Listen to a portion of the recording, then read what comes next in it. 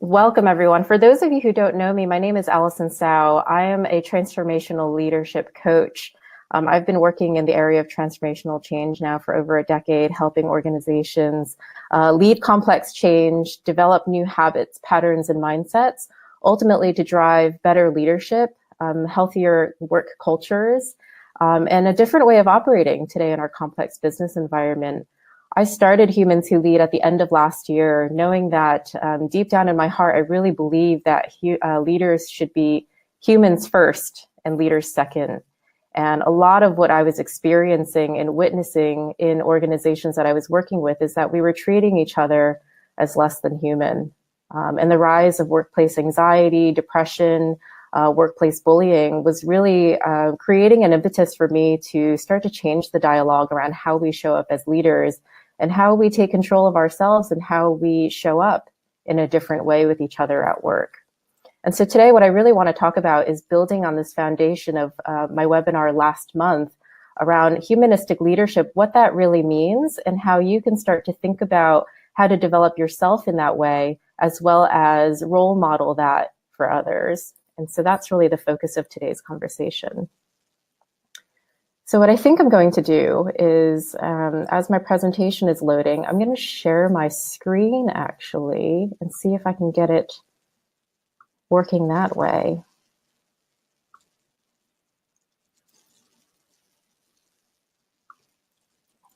So you can see my screen right now. And I'm wondering if you can see my presentation.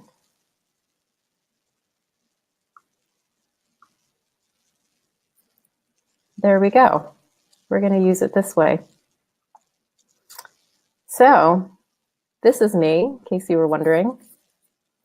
This is the agenda for today for the next 60 minutes or so. So we're going to talk a little bit about humanistic leadership, what that really means, and how it presents a bit of a paradigm shift from how we're actually leading today. We're going to talk about what a meaningful development journey looks like and think about that for what that means for each of you, knowing that we're each unique individuals. I'm going to present a 5-step guide to development. So how do we get started? Oftentimes I hear from leaders, oh, the hardest part about development is I don't know where to get started and where to go for resources and support. And finally, spend some time around staying on the path. And so once we've made the decision to get started on our leadership development journey, how do we actually stay the course and stay committed to that development? So humanistic leadership, for those of you who joined me for the last webinar, we talked a lot about this concept right here. What really matters? What really matters today in business is purpose, trust, and creativity. The purpose that we all have around why we show up at work, why we do what we do. And the reality is that most of us spend 80% of our lives at work. So what is that purpose that binds us together, that keeps us focused and keeps us resilient in some of the complexity of which we face every day? Secondly, trust. I hear more and more leaders talk about trust and how do I build trust? What is the anatomy of trust? How do I trust others? How do they trust me? And so this is a big word in organizations today around, well, if my employees don't trust each other, how can our customers trust us? And the last one here is creativity. So many organizations today are chasing innovation. And what innovation is really the ability to harness creativity from individuals who come together in organizations and create unparalleled value. And so in the context of this business world where purpose, trust, and creativity becomes so much more important, what that translates into from a leadership standpoint is that we need to increasingly focus on matters of the heart. And I have a lot of maybe traditionalist leaders that I work with, and they say, what's the heart have to do with it, Allison? And so today we'll talk a little bit about that, because really to engage our hearts, we need more humanistic leaders.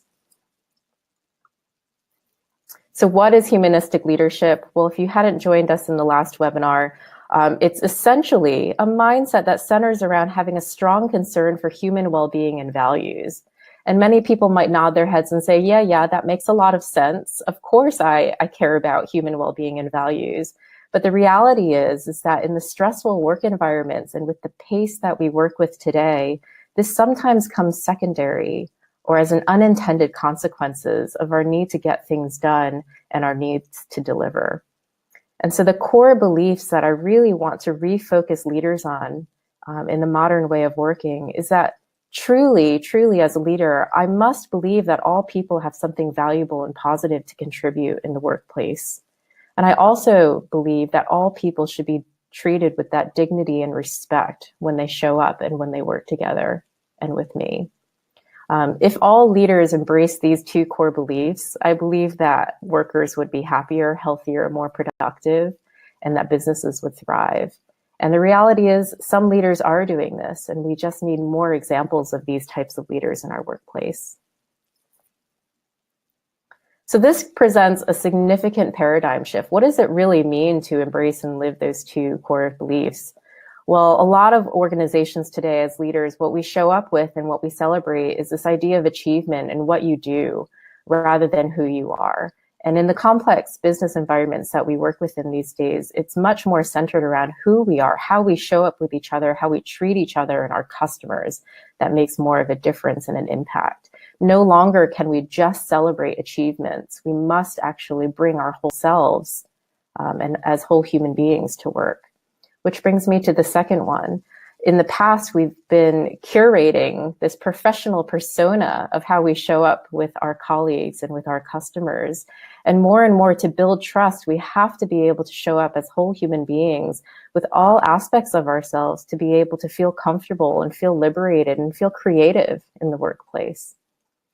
Leaders also in the past have traditionally played a decision-making role. In this current and future way of working, leaders must start to act as enablers and coaches. We see a lot of organizations starting to develop leaders as coaches so that they can be true enablers, ask the questions rather than delegate and make decisions. Also, in the past, leaders have managed performance and developed the workforce precisely on focusing on weaknesses. In some instances, we might kind of do the typical shit sandwich is what I call working on weaknesses. So I give you, 3 strengths and then I give you a couple of weaknesses and then I end the performance conversation on strengths. Well, no longer is that the case. We really have to start to highlight each other's strengths and build on those, because knowing that in the workplace, it takes a whole diverse set of skills and workforce to build creativity and capacity. It's highlighting and bringing those strengths together that will keep people united around their purpose. And the last one here is around transitioning from buzzwords and corporate jargon, all that corporate speak that doesn't necessarily resonate with us as human beings, as well as our customers who are demanding more from us and looking to trust us more. They really want to hear that real talk and plain speak. So you see a lot more leaders stepping up and speaking more authentically from the heart, walking away from those talking points or scripts that are often heard from leaders, and really embracing more of this real talk and plain speak and how they communicate with each other. And what that really means from a human perspective is being more of who we are, being more human and bringing more of ourselves into the workplace from that perspective. And that changes the way we develop ourselves and the way we develop leaders in the workplace to be something a bit more meaningful. This way of leading, if you're asking yourself, well, that's great, Allison, but really what is the benefit of doing this? This demands that I change, and perhaps change in profound ways that I haven't acted before in the organization I live and work within. Well, this way of leading benefits well-being. We know that anxiety and depression rates are on the rise. 1 in 5 worker in the workplace will or has already suffered from anxiety and depression, and these are global rates. That rate is rising with the millennial workforce becoming more and more prevalent. The millennial workforce is largely noted as the most anxious workforce in the history of our workforce. And much of those who are anxious or depressed in the workplace that are millennials are millennial women. Disengagement. The rate of engagement in organizations has been steadily low and continuing to decline. It's astounding that only 13% of our global workforce is engaged in the workplace. And over 51%, I read it last night, over 51% of our workforce is at any point actively looking for a new role. So how do we keep our employees? How do we keep them engaged? The number one thing our workforce wants is to feel cared about and contribute and do what they do best. And that's the role of a manager. This way of leading also happens to create business impact. If you think about those ideas of purpose, trust, and creativity, and if you look at what's happening in our world of business right now with increasing customer expectation, rapid technology changes, more and more competition from every corner of the world, increasingly large problems, messy problems that no single person can solve on their own, and just the speed and agility that we have to react to in the marketplace, leading in a more humanistic way demands that we do something differently so that we can create business impact. And that difference is really asking leaders to drive outcomes through facilitating and bringing people together to unlock potential. So I want to pause and have you ask each of yourselves, are you leading in this way? Are you a facilitator of people? Do you bring your team members together to unlock their potential? And do you know what their potential is? We're going to start to explore that today. And I'd imagine that many of you lead yourselves as well as perhaps lead other people. And when I say lead other people, I don't just perhaps mean in the workforce. I mean in your personal lives, your family members, your close friends. How do you show up as a leader? How do you inspire other people to be at their best? So the way we develop leaders must evolve. It must evolve in a couple of ways where I see learning and development taking a turn in organizations and throughout the world. First and foremost, whatever learning and development that you undertake and you decide to undertake must be authentic to you. I was recently talking to a leader about the idea of shared leadership. He said, Allison, I'm just never going to be somebody who's into the details. I like to lead with the big picture in mind, and I feel like my workforce more and more demands from me structure, rigor, process, and details, and I'm just not that person. I said, the point of leadership is really to understand what is authentic to you, what kind of leader are you, and then look around at your colleagues who have different and diverse skill sets that you can leverage to create shared leadership. It is impossible for a single leader to be everything to everybody. And in the old paradigms, we looked for our leaders to play that precise role, and it's no longer sustainable, nor is it realistic. So leadership development nowadays has to be extremely authentic to you. It also has to be incremental and confidence building. Many of the development programs out there these days ask us to transform ourselves perhaps in ways that are quite profound. And if that's really what we're seeking to do, how do we start to break that down, that development journey down, into small, incremental, and manageable steps so that precisely in the long term, we start to build that confidence that, yes, I can do these things. Yes, I do have the aptitude to build these skills and build them successfully over time. Because we all know that development and change does not happen overnight. Development these days in a more meaningful way also considers the whole person. Recognize that when you walk through the doors of your workplace, you are still that person who manages friends, community, hobbies, perhaps children. And so considering the whole person and the themes of development tend to bleed into all aspects of our lives. People who develop themselves think about the themes of feedback that they've heard from multiple people, not just colleagues inside of work. Development also encourages being overdoing. I'm working with one leader on this very aspect right now, in that throughout his career, and he is the CEO now, throughout his career, he has been celebrated for doing. The way he coaches others is to help them do more, achieve, remove obstacles so that people can be productive. And more as he wants to shift his organization into a coaching culture, He's starting to embrace this idea of being more, how he shows up as an inspirational leader, how he motivates other people, how he supports people to be at their best. These are all aspects of being. And he's starting to really shift his mindset around that so that he can role model these ways of showing up in his workplace and start to influence the type of culture he wants to build for his organization. Meaningful development also makes space for plenty of reflection. And so with the speed in which we work, we tend to want to master things very quickly. And most of us who are in the workplace, we are used to mastering things and learning things very quickly.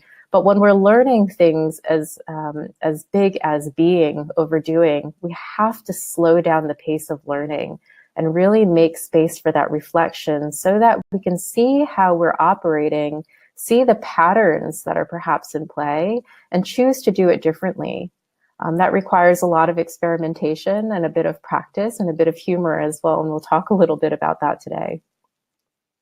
Meaningful development also requires even more self-compassion, because the reality is, as you're learning things that are new to you, you will not always get it right. And so finding support from others, as well as being your own champion and giving yourself that self-compassion to learn and grow and make mistakes along the way, is so critical, so that it's not a linear path, but true learning actually happens in spirals and loops. So a guide to development, you might be asking yourself, great, Allison, that's all great in theory, but how do I actually put that into practice? And the first piece is committing to ask yourself that question. So the fact that you've joined this webinar today is fantastic, and we can start to build that journey and identify places to start in an incremental and confidence building way. So 5 steps that I will take you through.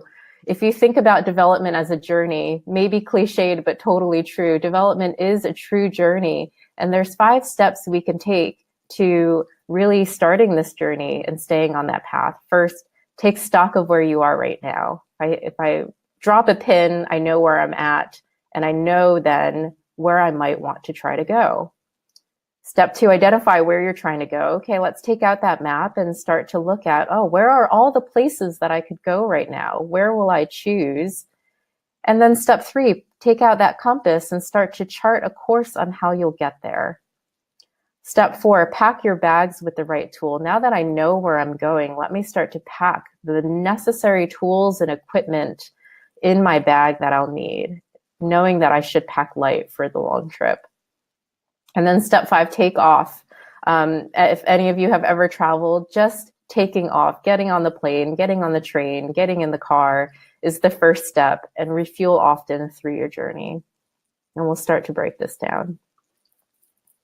So step 1, take stock of where you are right now. The first step I tell leaders in starting a development journey is get to know yourself. And most leaders, especially ones who are pretty far into their career, will know a bit about themselves. They've had perhaps feedback, developmental opportunities, may be mature in their emotional quotient, know a bit about themselves. And so I offer these 6 questions here for you to think about either now or in your time reflecting after this webinar around, what do I know about myself? Let me take stock of my greatest strengths that make it me authentically me. How do I behave when I feel at my best? And then we start to get into some dicier questions. What happens when I overuse my strengths? So this is an interesting question that I always have leaders reflect on. I say, you know what you're great at, but everything in life requires a balance. So when I overuse my strength, there tends to be a shadow to my strength. And I'll give you an example of this. I'll use myself as an example. Many people tell me throughout my career, Allison, you're a very strong communicator. You're very clear and articulate. And so what often happens is when I work in teams is that people rely on me to lead meetings, facilitate discussions, etc. And the shadow side of that strength is that there isn't as much space for other team members to contribute in meetings. And so knowing that about myself, I can actually start to think about how I might want to shift that. If I know I'm going into a meeting where it's going to be a difficult conversation, maybe a courageous conversation, I have to be able to speak with my team members to make sure that they feel comfortable speaking up, that I make space for them to speak up, and also that we can reflect and learn afterwards to make sure that that is working for both of us.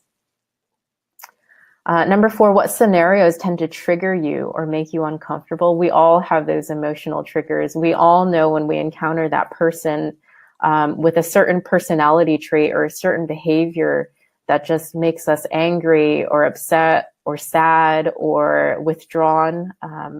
We have to start to understand what those triggers are, because it's not to say that we can get rid of them immediately, but being able to catch that emotional reaction before what I call the amygdala in your brain, that emotional center, gets hijacked, is so important for you to be effective in how you work with and relate to other people. And knowing how you tend to react in those moments gives you the control to choose whether you want to continue to react in those moments or not. Question 5, when you are really stressed, how do people experience you? This is an interesting one too. I share with leaders. I ask them, in stressful moments, how do you tend to show up with your team, with yourself? Because under stress, we regress. If we're trying to create a robust developmental experience, we have to take effort to reduce our stress, right? That goes back to taking a lot of space and time for reflection, giving yourself space and the compassion to try things new to you or different to you. And that really relies on creating a place that is less stressful and more conducive to learning. The last one, what is it like to be on your bad side? Maybe some people don't really want to ask themselves this question, but this is a great question to ask yourself. We all have bad days. We're all human. We all know that when we have those bad days, we don't show up as our best selves. But what does that look like? And then how do we start to put ourselves in the shoes of others who might experience our bad side and the impacts that might have on them?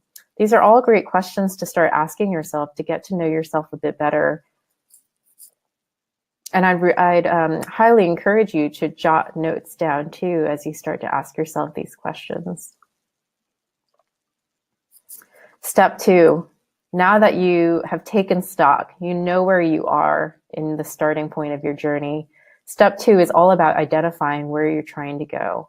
Take out that map, look at all of the different places you can go. And this really means expanding your self-awareness.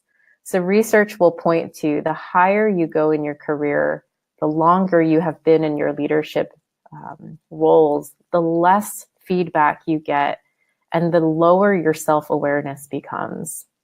And so that's pretty phenomenal. And when I test that with my leaders that I coach, it's often true in that people say, I want people to feel comfortable giving me feedback, but they don't often give it enough.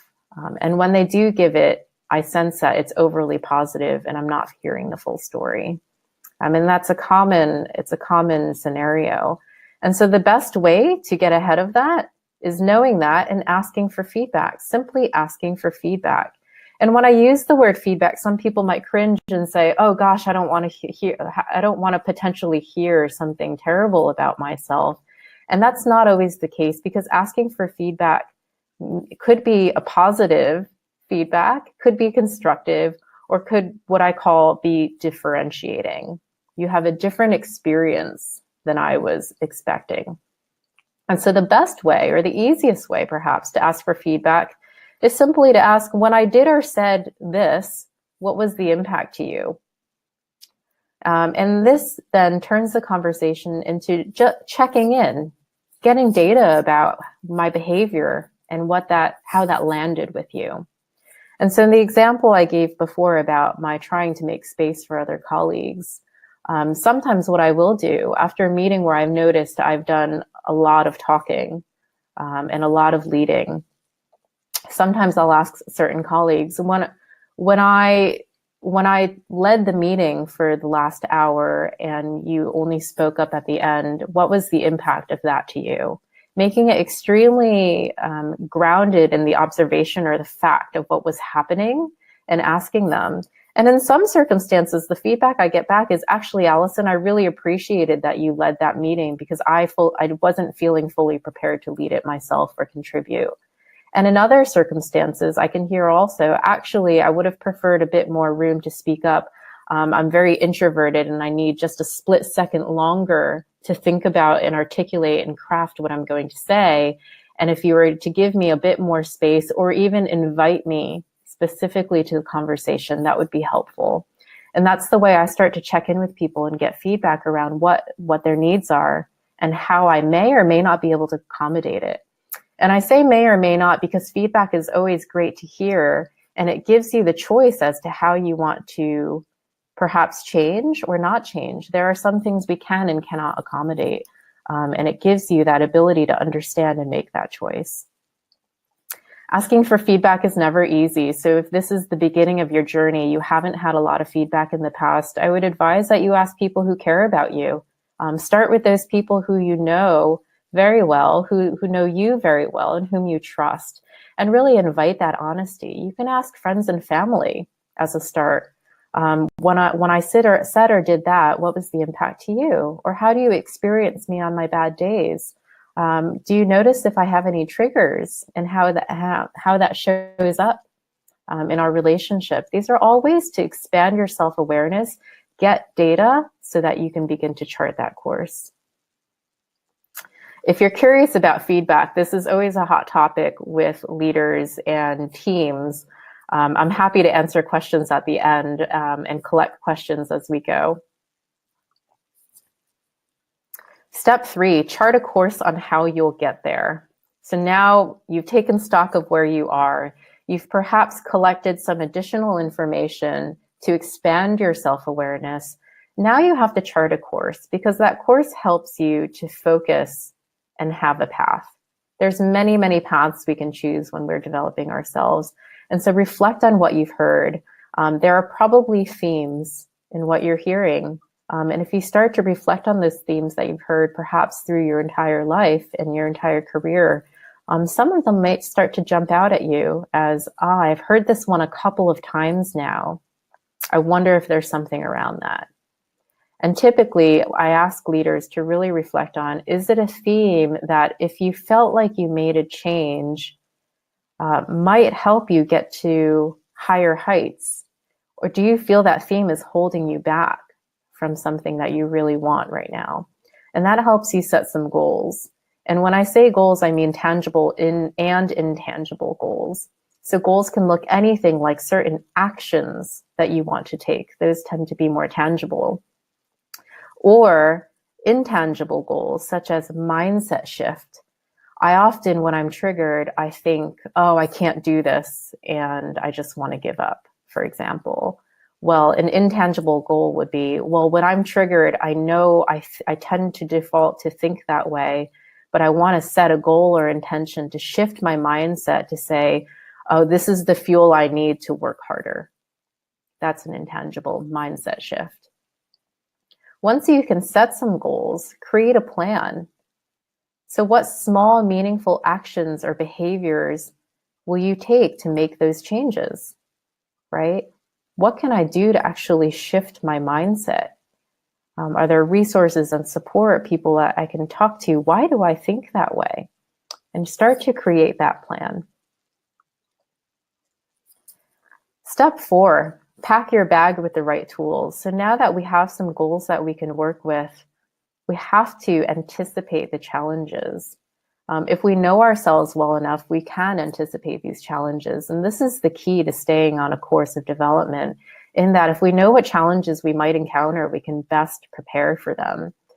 Realizing that there are inevitably going to be challenges along the way that we can't prepare for, but anticipation is the key. So I would encourage you to write down everything that would possibly get in your way. So if I use the example of my tending to lead and take over conversations, I can anticipate some challenges that might pull me back into that space. For example, I have a client who is extremely demanding and has very high expectations of how we deliver. This means that when we as a team get into those meeting spaces, I know that that client expects me to lead the conversation, when I much rather have them lead the conversation and build their capability in leading. And so one of the things I do is that I have conversations with my client before meetings to say, this is the role I'd like you to play. This is the role I would specifically like to play, and prepare them for that scenario so they get to practice as well. And they don't rely on me so much as the coach or the consultant or the expert in the room to lead these conversations. What will you do to overcome these obstacles? What tools and support will you need?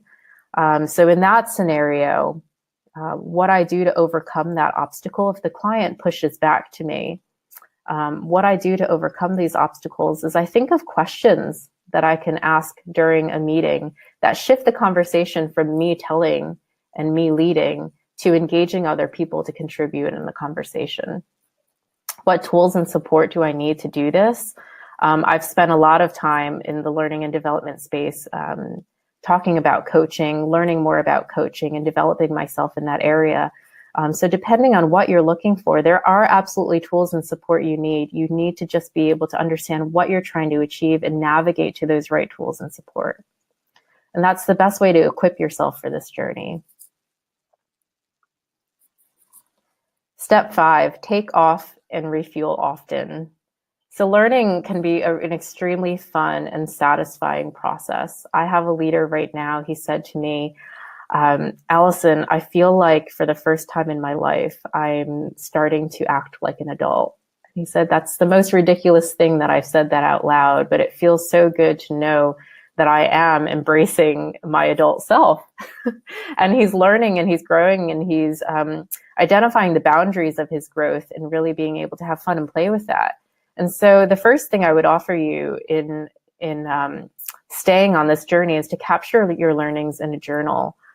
Some people think, oh, I can keep it all in my head. But actually, if you take the effort to write it down, it's quite amazing in a couple weeks and months' time to go back and read what you've written in your journal so that you can also see what's changed in the mindset and the way you think and the way you've acted. Because oftentimes the way we think changes before the way we act. It takes a bit of time to translate mindset into action. And so being able to look at that in a journal gives you that confidence building to know that, oh, I am on the right track. I am making incremental changes. They're all starting in my mind, in my mindset, but actually they're starting to translate into meaningful actions and behaviors. That's a wonderful experience that people have when they're able to track their own progress and growth in their journey. Next, refuel. Stop often, check your route, and restock your bag of tools. You might think at some point, oh, I've gone on this path. It's been a while. And you take out your map and you realize you might have veered off the path. Or you might have realized that you had charted the wrong course and you need to redraw your route. And that's okay, because learning and development is quite a journey, and you have to be able to stop often to make sure that where you're going is actually where you're trying to go. So check your route and make sure that whatever tools and support that you've identified and carried along with you are still relevant. I often find that leaders overinvest in tools. I'm a firm believer, actually, that we all have the tools within us to be able to grow the way we're trying to go. There are absolutely tools and resources and frameworks that we can offer to help people create a safe and supportive journey. But if we over-rely on those tools and we overpack that bag, they can become burdensome and constricting. The last piece here is laugh when you make mistakes. This goes back to that self-compassion. And so laughing, humor is a great way to say, hey, I tried that. It totally didn't work. And gosh, I'm just going to do something completely differently now and not beat myself up about it. Because learning should be fun. If you look at how children learn and how courageous they are in throwing themselves into new and different scenarios, we can learn about the humor and the joy of learning just by looking at children and how they develop. So in our final minutes together, staying on the path. So you have a guide now to start to reflect on, to guide you as to how you want to start this journey. Staying on the path becomes extremely critical, because what I know about change is that it doesn't happen overnight. Like I said, it typically starts with some sort of mindset shift that translates into actions. And the reality is too, as you're going on this path, that actions will take some time for other people to experience. And so the perception of you to others often lags reality. What that means is I can start to make changes in the next day or the next weeks, but the people around me will be used to me acting in a certain way. And it might take some time for their perception of me and the actions that I'm taking to change. If I used to be a leader of conversations, perhaps an over talker, it would take some time for people to start to notice, actually, wow, Allison's sitting back more. And I will share, for me personally, one of my goals is that when I walk into a meeting, the less I speak, the more successful I feel. And that's my reframing of barometer of success. And that's one of my tangible goals that I have for myself. So staying on the path is so important. The one thing I want you to know is that only you can chart the course. And so, yes, we can ask people around us to give us the tools and resources, give us the answer. If you're part of a large organization, yes, you absolutely can tap your HR colleagues and learning and development experts on the shoulder, but they cannot tell you what to do, because only you know what's going to be meaningful for you.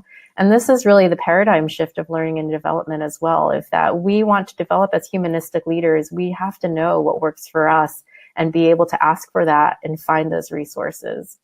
And so I would encourage you to do that and take some time to think for yourself, because absolutely asking people for advice is great, but we all know when we ask someone for advice and we don't agree with their advice, we won't take it. So do the thinking on your own. This session will be recorded and I will send it out to you all. You will have the slides as well to be able to really sit down and do some thinking and do some work. And after this webinar, I will also send out a follow-up self-assessment. So you can start to think about, where do I excel from a humanistic leadership standpoint? Where are some of the gaps or areas that I want to work on that can start to inform your development journey? I would also say find support, whatever support looks like for you. It could be a friend, a colleague, a mentor, a boss, etc. I'd also offer myself in there. And so to give you a bit of an incentive, today is July 5th. And if you send me an email by July 15th with your self-assessment and some of the responses to those questions that I posed today, I would offer you in return a 30-minute free debrief. And we can sit down and really think about, where do you start this journey, knowing what you know about yourself, and give you some guidance around where to go and how to start that journey in a robust and authentic way. The last thing I would offer you in helping your course of development as well is upcoming events that I often curate and host. There are such a variety of great people out there who are doing this tough work around helping people connect with their innate strengths, around helping people find their authentic development path. And I hope to bring them all to Australia someday. There is an event that I'm planning for February 2019, which, if you are subscribed to my newsletter, you will hear about as well, to help you with that path. And so the more and more resources we can bring together that help people from this basis of humanistic leadership, the better we will be prepared for the future of business. I'd encourage you to stay connected as well. There's a whole host of ways that you can connect with me. I also do have a YouTube channel, which I will post this recording up to. And in the final minutes, before I open up to any questions, I would just ask you, what is the one small step you can take today to commit to this journey? That one small step. And with that, I thank you all very much. Thank you for bearing with me with the technology today. I hope it worked. And with that, if you want to stay on for the chat and you have any questions, I'm happy to stay back and answer some questions.